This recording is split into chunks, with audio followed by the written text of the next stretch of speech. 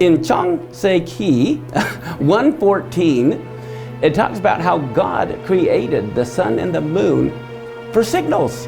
Most people don't see that, but that's the number one reason he created it, was to send signals to us people below who are paying attention. For example, around the time that Jesus died, 32, 33 AD, there were solar and lunar eclipses on all the biblical holidays. In 70 AD, when the temple was destroyed, there were solar and lunar eclipses all around the biblical holidays. You go to 1492, 1493, with the discovery of the New World, what had happened was that was when all the Jews were kicked out of Spain. You fast forward to 1948, that's when Israel became a nation. And what do you see? There were 4 total lunar eclipses in a row on Passover and Tabernacles in 1949 and 1950.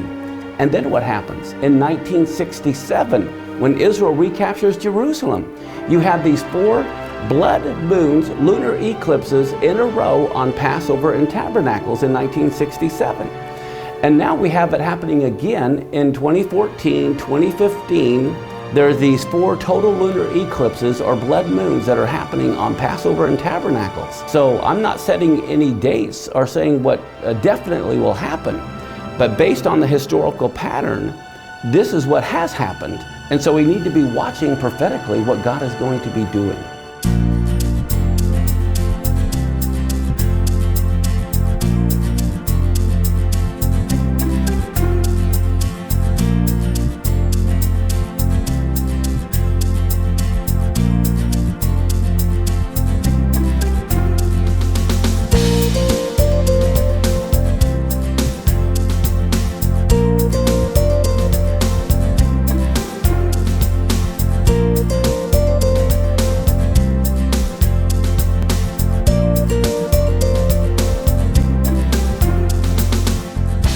제가 목사님 책을 읽으면서 놀랬던 것 중에 하나가 아메리카 대륙을 발견한 콜럼버스가 유대인이었다라는 사실이에요.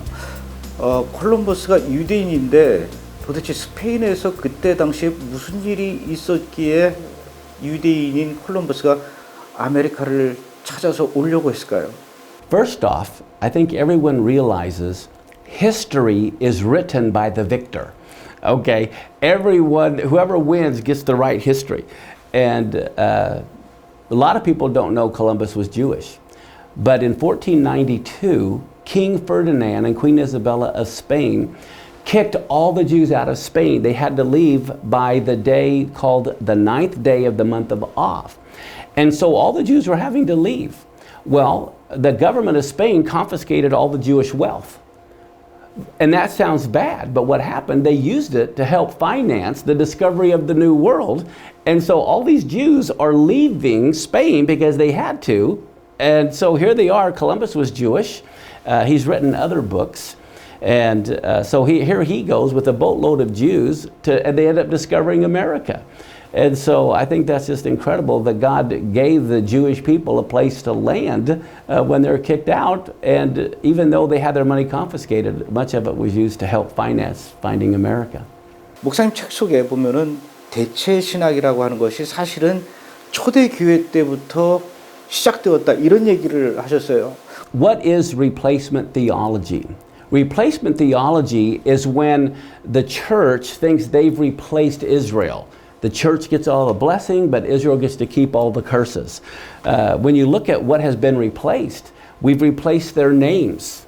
Okay, the book of James, his name wasn't James, it was Jacob. Okay, Jesus, his name was Yeshua.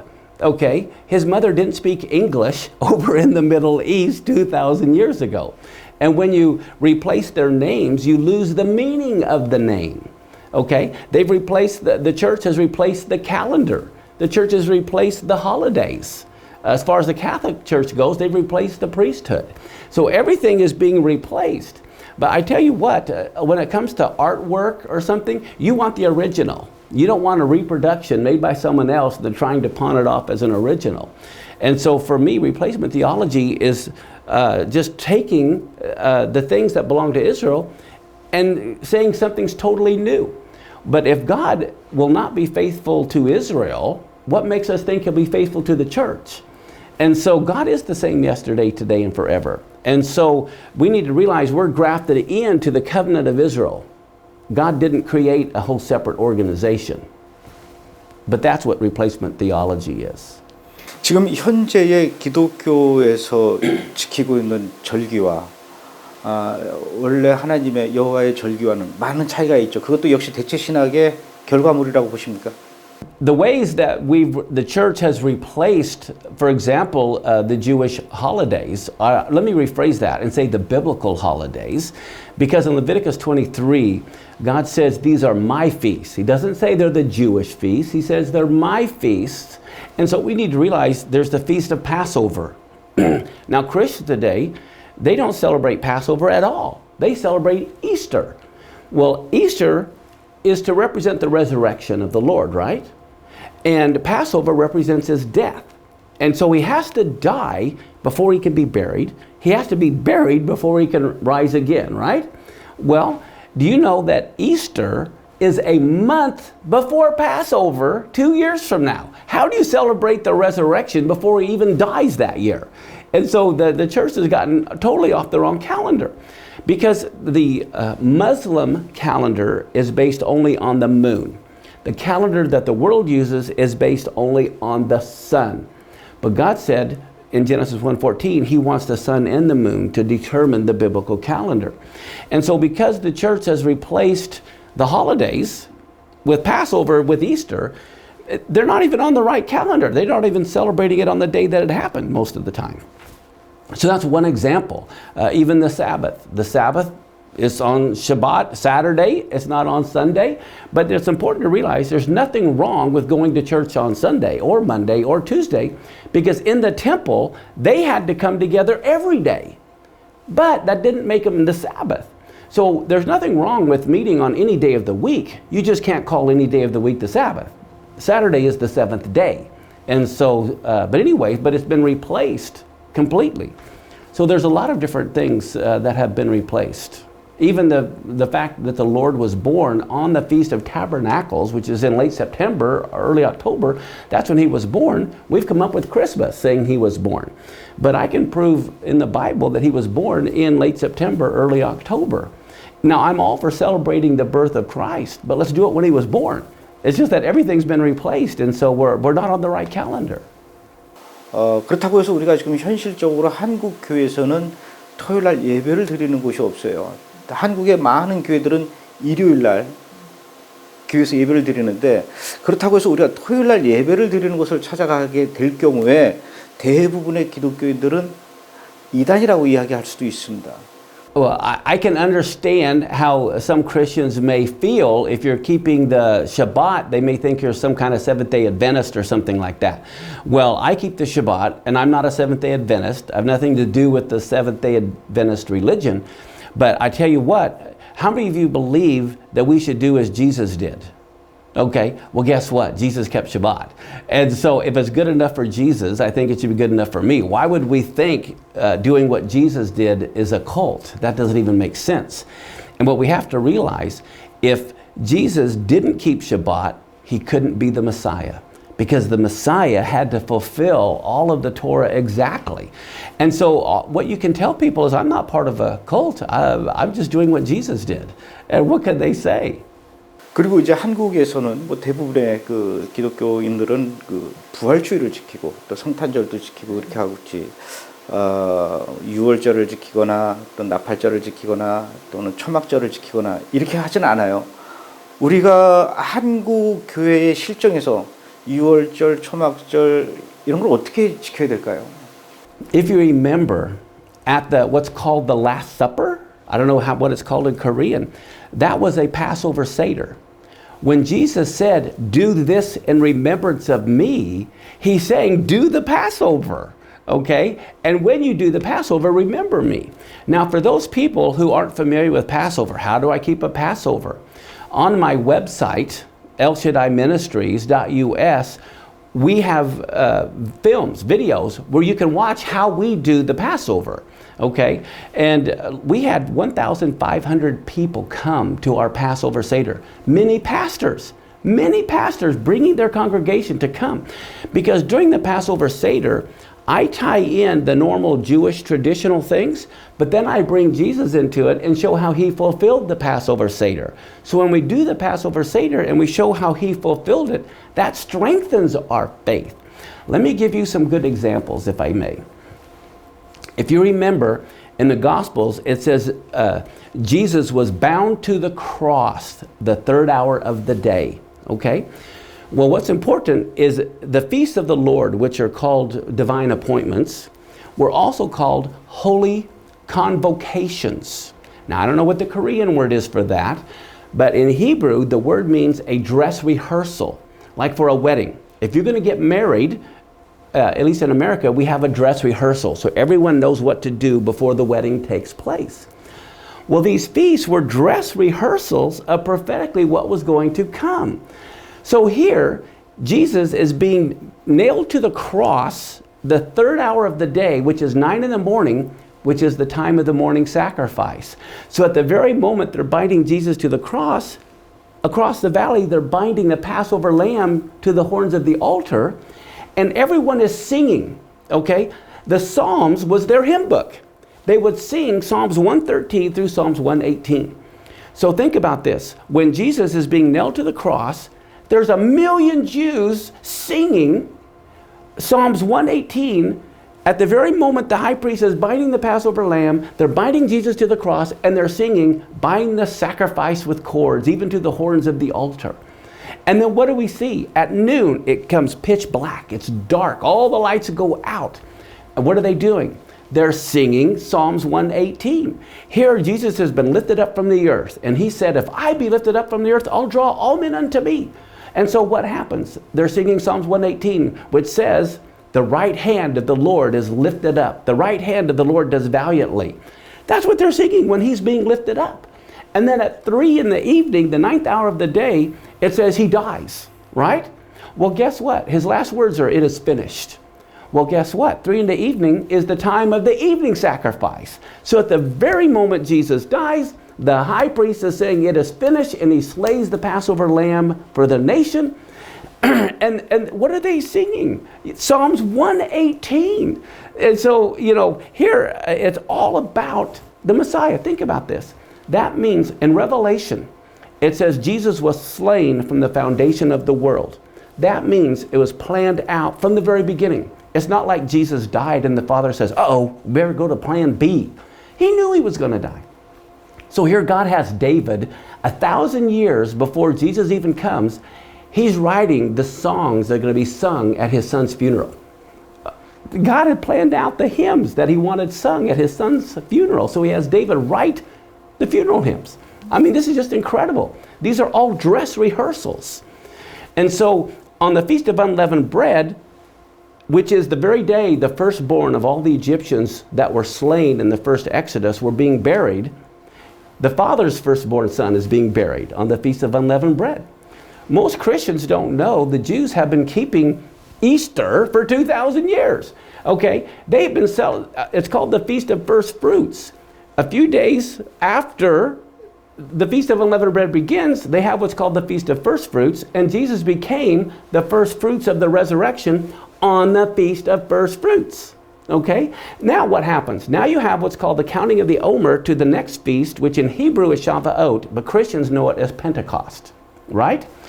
I don't know how many Pentecostals there are in Korea, but let me ask you something. How many Pentecostals keep the Feast of Pentecost?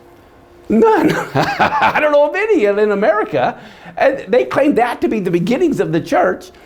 You know, the Jews had been already keeping Pentecost every year for 1,500 years before Pentecost.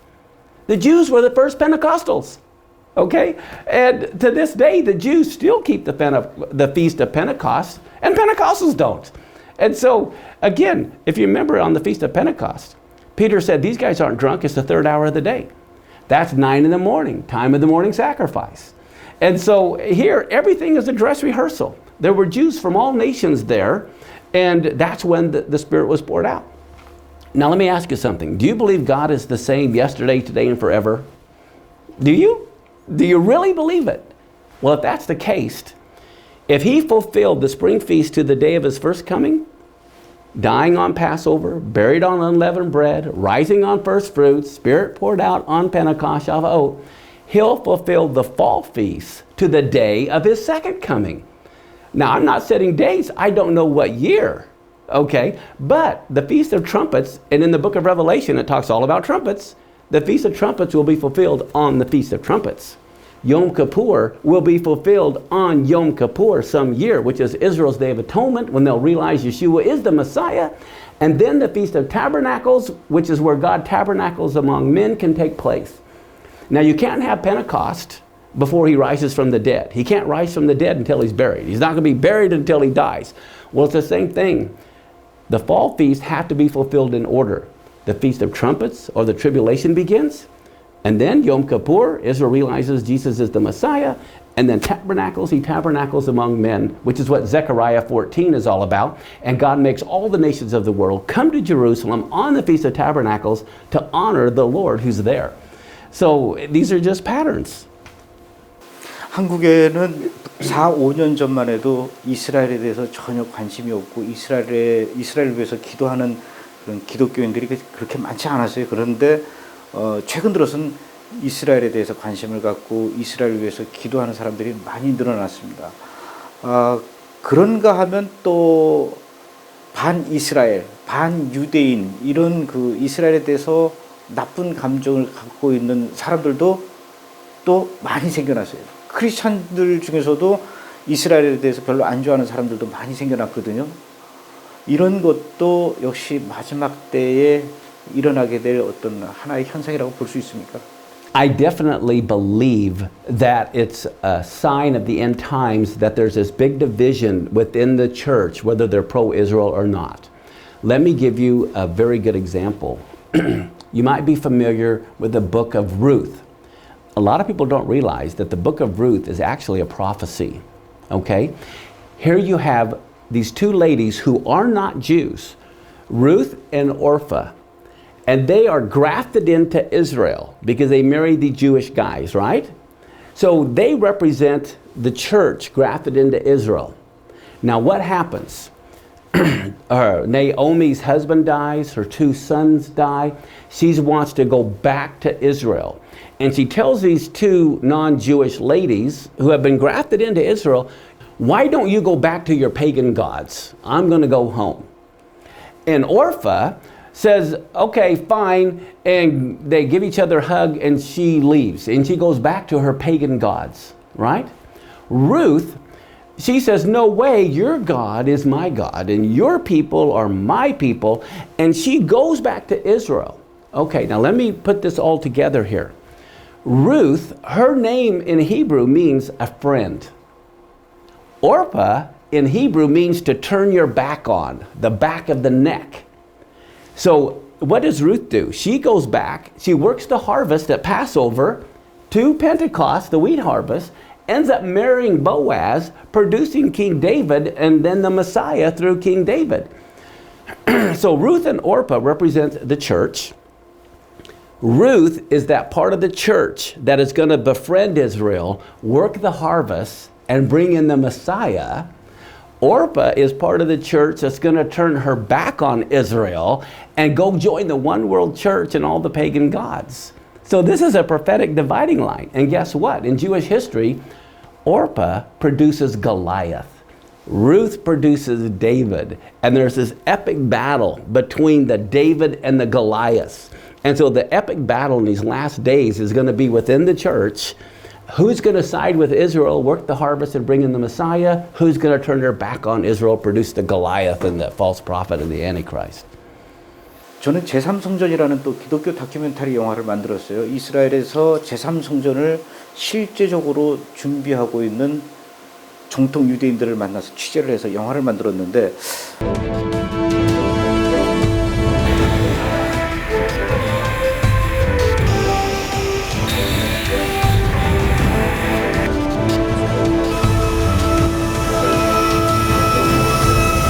When the temple will be built, the third temple, this item will be used in the temple. We will have to make a new item that are connected with our generation. 제가 만났던 그 사람들의 얘기는 모든 준비가 다 끝났다. 우리는 언제든지 공사를 시작할 준비가 되어 있다. 이렇게 얘기하는 사람들이 많이 있더라고요. 목사님 보시기에는 그 이스라엘에 있는 정통 유대인들이 예루살렘의 황금 사원 그 자리에다가 제3성전을 지을 수 있을까요? 아니면 없을까요? 만약에 짓게 된다면은 언제쯤 또 짓게 될까요? Concerning the third temple, they do have everything ready. And as I saw in one of your films, I was watching one of your videos, and you had I had seen where some of the Jews made the comment that a lot of them don't want the temple. So the real fight is going to be among the Jewish people. Just like in America, we have what's called the ACLU, who are very anti-religious and they fight against the church. Well, in Israel, there's a lot of people who are secular and they don't want a temple or a priesthood telling their government what to do, as a separation of church and state kind of thing. So a lot of the Jewish people are opposing a temple. But I do believe a temple is going to be built. Something's going to happen which is going to change everybody's mind. And so I do believe that we're going to have, whether it's a big temple like Herod's or it's just a tent, I don't know. But I do know that there will be doing sacrifices again. As a matter of fact, you can do a Passover sacrifice without having a temple. Some sacrifices, a temple is not required, some are. But I do believe we're at the time when something's going to happen in Israel and they are going to rebuild the temple. Now, whether it's where the Dome of the Rock is or it's beside the Dome of the Rock, I don't know. We'll have to see what happens. But as often as Hamas is shooting rockets from Gaza at Jerusalem, I think it'd be wonderful for one of them to hit the Dome of the Rock. 그런데 2014년도 10월 30일 날 예루살렘에서 제3성전 그 건축을 하자고 주장하던 예후다 글릭 라바이가 팔레스타인 청년한테 총에 맞았어요. 그래서 그 이후에 아랍 사람들 사이에서 제3성전 저지를 위한 어떤 폭동이 일어나고 또 이스라엘에서도 이제는 국가적으로 제3성전 건축에 대해서 정치인들 사이에서 이렇게 논의가 진행되는 걸로 듣고 있는데 목사님은 유대인이니까 이스라엘 소식을 아주 고급 정보들을 많이 아실 것 같아요. 지금 이스라엘의 분위기가 제3성전과 어떤 관계가 있을 거라고 생각이 되십니까? Well, one thing that I find very interesting is this coming March, they're going to have new elections. And Prime Minister Benjamin Netanyahu may no longer be Prime Minister. We don't know. But I really believe the referendum on this coming election, I think is going to be twofold. I think number one is going to be the two-state solution. Should they allow a Palestinian state or not, which is just very politically charged. But I think a side note could very well be the temple. I mean, here with what's going on with Yehuda Glick and what happened when those 3 or 4 boys were murdered this last summer after the Gaza Strip, they say in Israel that really united a lot of people. Even the religious and the non-religious, they said, hey, this just isn't right. We've got to do something. So I believe most of Israel is opposed to a two-state solution because they see it's not working. And so they really are in turmoil trying to decide what is the proper way to go. But with the elections coming, it's going to be politically charged. And I really believe you don't have a peace without a war. You don't have a peace without a war. And so they're trying to get this peace. The problem is Israel's never been good about the peace end of it. You know, they don't know how to really solve the issue. But I believe there's going to be another major war, more than likely in Israel, that's going to bring in a peace and bring in the temple. And it'll be fascinating to see if that happens this next year. 오늘 많은 이야기를 해주셔서 너무 감사드리고요. 우리 브레드 TV는 한국 사람들, 전 세계에 흩어져 있는 한국 디아스포라들에게 이스라엘에 대한 올바른 시각, 그리고 이스라엘에 대한 많은 정보와 이스라엘을 위한 기도 제목을 알려주는 이스라엘 선교 전문 TV입니다.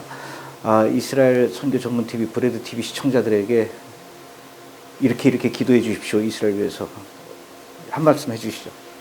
Well, I just thank you so much for being so pro-Israel, having Brad TV, which is promoting Israel all over Korea. Just thank you very much for doing that.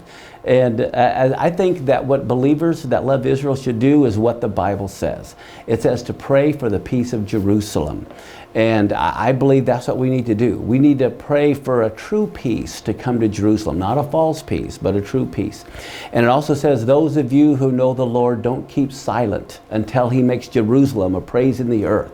So I think that should be part of our prayer, is that God would bring his shalom, his peace to the people of Israel, to the land of Israel, because they've known terror and violence for way too long. One other verse that's very interesting, I believe it's in Psalms 102, and it's like verses 15 through 18. It says, when the Lord shall build up Zion, that is when he will appear in his glory. Well, Zion is another name for Jerusalem. And the building up of Jerusalem is the building up of the settlements. And that's the big politically charged thing today, is why are you building up Zion? It came in Jerusalem's hands in 1967. And ever since then, Jerusalem is being built up. And the amazing thing is, the next verse says, and this is being written for the generation to come.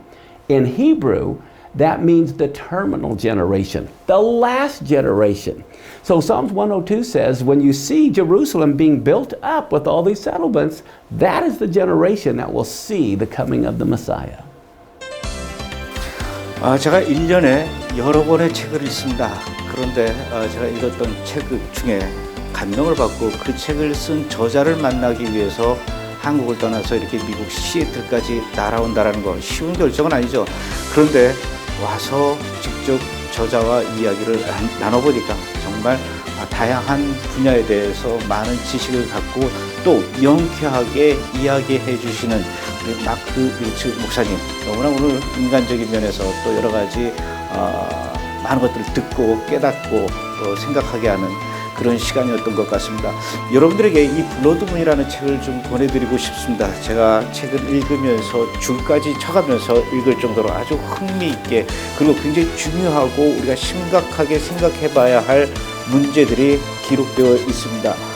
우선 블러드문에 대해서, 하나님의 캘린더에 대해서, 그리고 또 여호와의 절기, 그리고 2000년 동안 뿌리 깊게 자리 잡고 있는 이 대체신학의 기원과 현재 상황, 이 대체신학을 어떻게 극복해 나가야 될지 아주 자세하게 기록되어 있는 이 책을 여러분들께 읽어보시기를 권해드리고 싶습니다. 목사님, 오늘 너무 좋은 얘기 해주셔서 감사합니다. 고맙습니다.